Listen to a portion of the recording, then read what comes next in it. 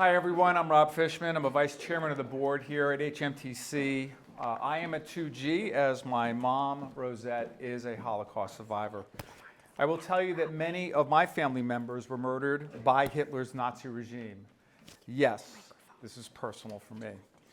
So here with us in our audience tonight are the most important people to this center. You, our supporters. You make HMTC's work possible. You show up, and you certainly showed up tonight. From the bottom of our hearts, thank you. I want to especially welcome the new faces to this center. Hopefully, after tonight's program, you will decide to commit yourselves more deeply in this impactful work that we do. At the Holocaust Memorial and Tolerance Center, we pride ourselves on our uniqueness and our capacity for impact. Since the center's beginnings in 1992, before we had a permanent home and a permanent exhibit, we realized that we could begin our powerful work because we already had the most valuable tools, a community of vibrant, committed Holocaust survivors. These treasured survivors boldly stepped up to share their firsthand accounts of their terrifying ordeals to complete strangers, hoping that it would make a difference in people's lives. And this was our most powerful impact. As time went on, HMTC continued developing programs surrounding survivor stories. Through our educational programs, we combat hatred and bigotry every single day, especially Jew hatred, anti-Semitism. We teach and reach tens of thousands of students of all backgrounds, kids, adults, including first responders with authentic firsthand history and educational tools to enable people to choose the right path as upstanders and to do the right thing. It is your support for this work that will continue to make a difference in fighting good against evil and teaching tomorrow's leaders to do the same. Your support may have begun because you, your children, or even grandchildren have participated in these programs. The next generation is stepping up, and this brings us so much hope.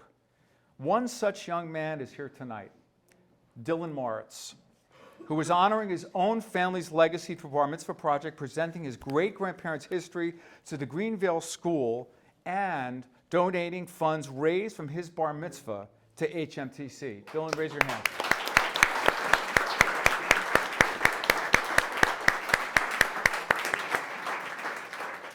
As a leader, he is spearheading an HMTC Youth Task Force. Thank you, Dylan. You understand why this center's work is important.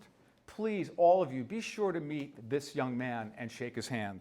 He'll be in the gallery talking about his project after we have our presentation. You'll all learn more about Dylan's project later in this evening.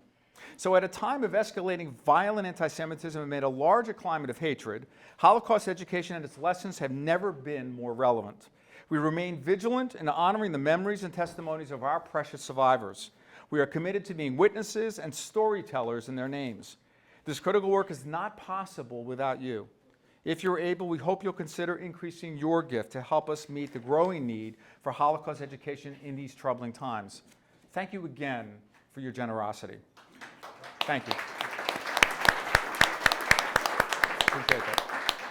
I'm going to wrap up with just announcing a couple of upcoming events that I think you may want to know about. To commemorate International Holocaust Remembrance Day, there's a special Sundays with Survivors, which my mom did in December, which was just great to have her here. She's 90 years old, here from Jacksonville, Florida, and I think a number of you were here to hear it. January 29th at 11 a.m. on Zoom, we'll be featuring Aaron Krell. Sunday, February 5th at the Lake Success Jewish Center, we will celebrate Martin Luther King's legacy with the Shirenu Choir and the St. John's Baptist Church benefiting HMTC.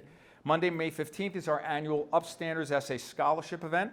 High schoolers reflect and write essays on facing hatred and intolerance. And finally, where's Peter Klein? Peter Klein is our honoree at this year's golf outing on July 31st, who has given so much to the center and support. Thank you, Peter, and we look forward to being there. So thank you all.